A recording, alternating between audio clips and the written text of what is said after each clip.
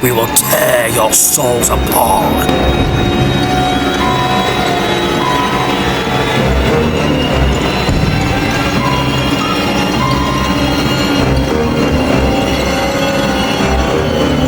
I guess now we can go on to Return of the Living Dead. Return of the Living Dead. Now, like that's definitely a good segue.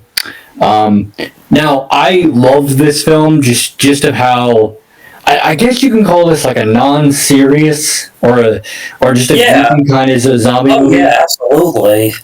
And it also has one of the, and I'm always a soundtrack nut. Yes, that's one of my favorite psychobilly bands. What's that? Sorry. Yeah, it has one of my favorite psychobilly bands, the Cramps, on the soundtrack. They do the song "The Surfing Dead," right? And it adds to the goofy kind of campiness. Yeah. For those of you that have not seen it, it is I wouldn't say too gory of a gore fest, but it's definitely a more like goofy kind of Dawn of the Dead, Night of the Living Dead kind of thing. Yeah. It's got some great special effects. Yes. It doesn't take itself too seriously, and I love what they do with the zombies in that, like, necessarily killing the brain doesn't necessarily kill the zombie. No, it doesn't. Like, they're basically ever living, which makes them more threatening. Right. And just it's a goofball, It's a goofball type movie. You have 80s punks running around and stuff like that, and I love when they get the first zombie in the lab, and they try to kill it, but the thing won't die. Right. But it's played for laughs, and it's probably the first zombie kind of dismemberment that is completely played for laughs. Right. Because it's almost like a Three Stooges kind of thing. Yeah. Again, another Evil Dead 2 type of vibe. Yeah, but definitely not as serious, for sure. It's a very goofy type movie. Is there anything you want to add about that? My first viewing of this was very surprising, especially wow, this is because when people think of Return of the Living Dead for that time, I thought, they're thinking maybe it was done by George Romero. No, but that was my first thought. When I first saw it, that was my first thought. I was like, does this have anything to do with George Romero? It doesn't. No, a completely different movie. John Russo somewhat worked on it, but still, I'm not sure if he had full credit enough for taking part of this or not. Yeah, and like I said, if you're going in expecting George Romero, you're going to get that in terms of tone, but it's a much more goofy.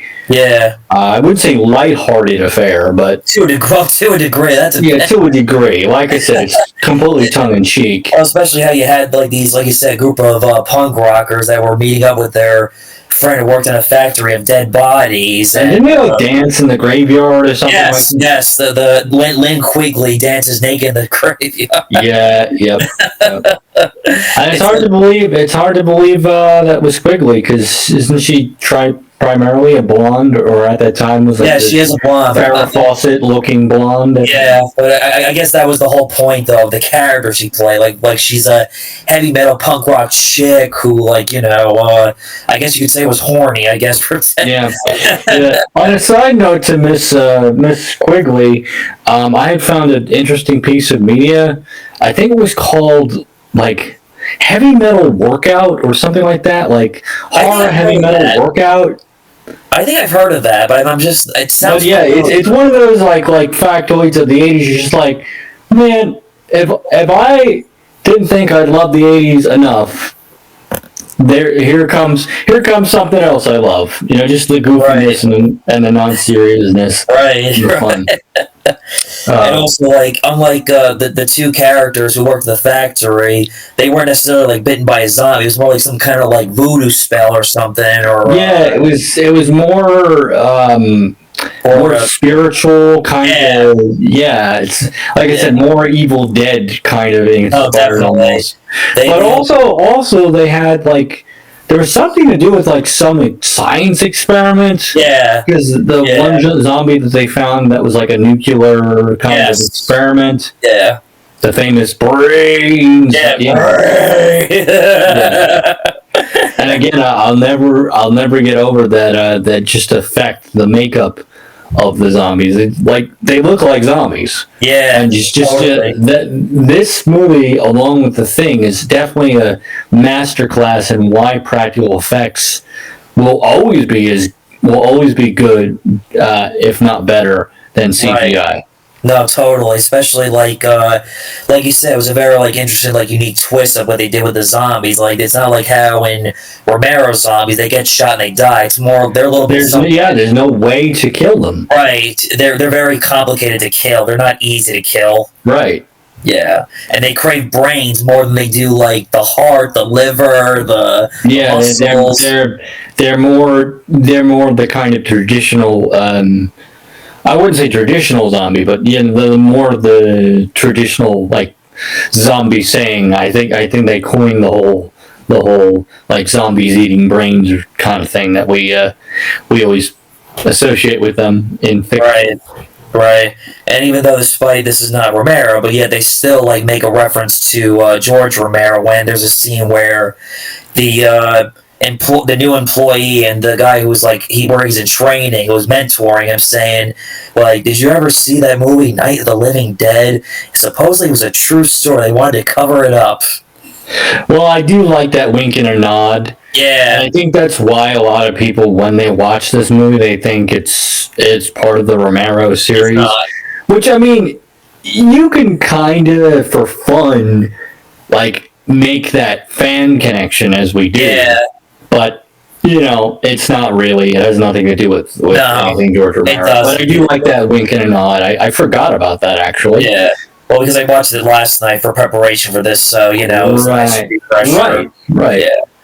And I also felt bad how like the girl who was the boyfriend of who worked at that factory, like she was basically losing the love of her life. Like, no, I don't want to turn into a zombie, but unfortunately, it was bound to happen. He was infected. There was no cure for him. Sad to say it. Yep. And sorry, lady. They built that up. I remember they built that up, and it was pretty interesting.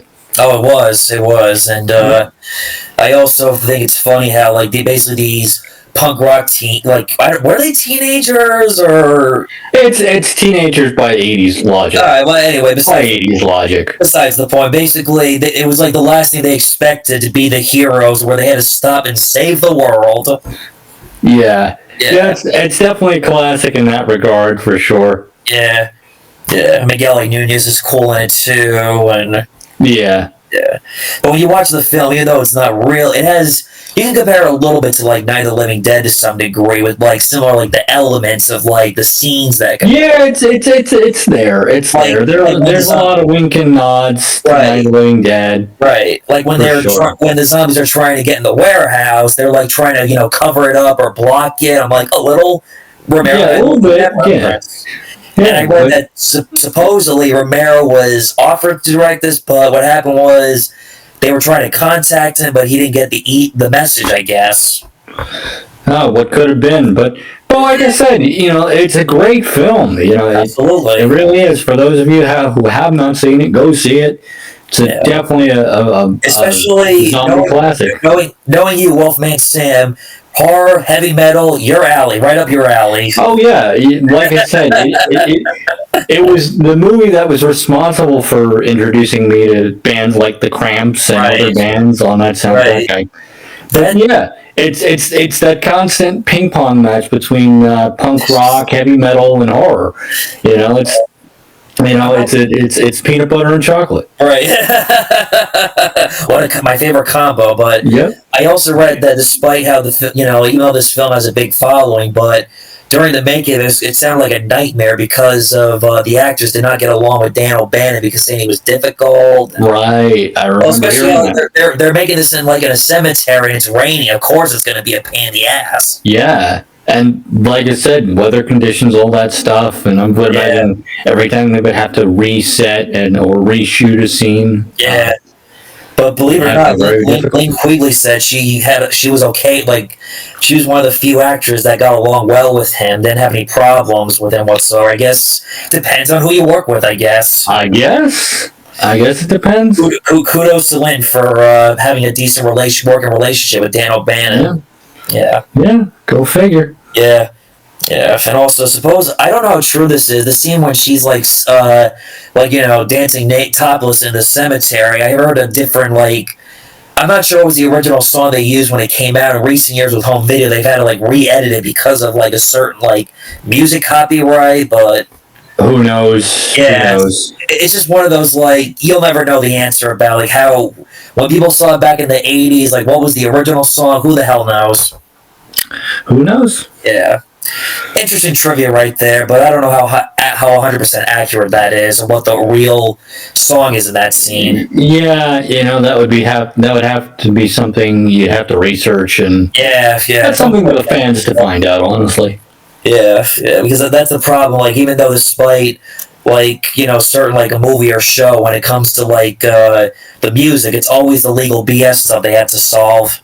Right, especially now. I mean, I don't know. I feel like copyright people have been cracking down now, and it just kind of is sort of ridiculous at this point, especially films that are over 40, 50 years old. Yeah. Only exception is films that are over 100 years old, where there was no such thing as they didn't think back then about who owned what movie or what music back then. Right, and that was kind of a detriment. That's why a lot of old school horror films go into public domain. Right. Well, especially here's a little. I don't know if I mentioned this before in the past, but since we're talking about Return of the Living Dead and Romero, I met an actress who I worked with years ago on an indie film back in 2018.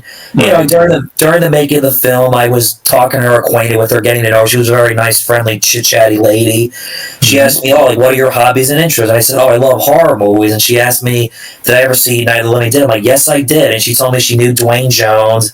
And she said the reason why Night of the Living Dead ended up in the public domain, a studio was going to distribute it, but the label somehow mysteriously fell off. They couldn't find the label, and that's how Night of the Living Dead ended in the public domain. Yeah, it's pretty interesting, but it is. Copyright, mumbo jumbo, legalese, that kind of stuff. Yeah, it happens. It happens in the film industry, unfortunately. It does. But that's how Night of the Living Dead ended in the public domain. It was supposed to be distributed, but the studio could not find that label for some reason. So they said, okay, they figured, okay, it's public domain then. So that's how it ended up. And now it's on every horror box set that you can pick up. I own, unintentionally, I think I own 3 copies. It's on every box. Right. Well, I told somebody that not just I could make my own copy of Night of the Living Dead if I wanted to, but that's not going to happen though. I wish. Yeah. Then I'd be rich. Well, you have to copyright it, but then Johnny Guns film buff Night of the Living Dead DVD quality. I'm sure there's a lot of remasters and. Oh no, I know about the 30s, the 90s 30th anniversary edition, but I've never seen. I've heard about its bad reputation. How they basically it's not a remake. They semi just added scenes that were cut from the movie. They just did their own version, but I heard it wasn't the best quality to it. Well, I can imagine it's kind of Frankensteining scenes from that are in the future, 50 years in the future, something like that. Yeah, totally. Anyway. Did you ever see the sequels to Return of the Living Dead? I saw the second one, and the second one was like watching the first one kind of all over again. Okay. I always confuse it for the first one. Right. Not really that memorable. The third one is where it gets weird. I believe the third one is with the girl. Right. She gets transformed into a zombie. And there's some cool ideas there, but it kind of falls flat. Right. Again, not really memorable.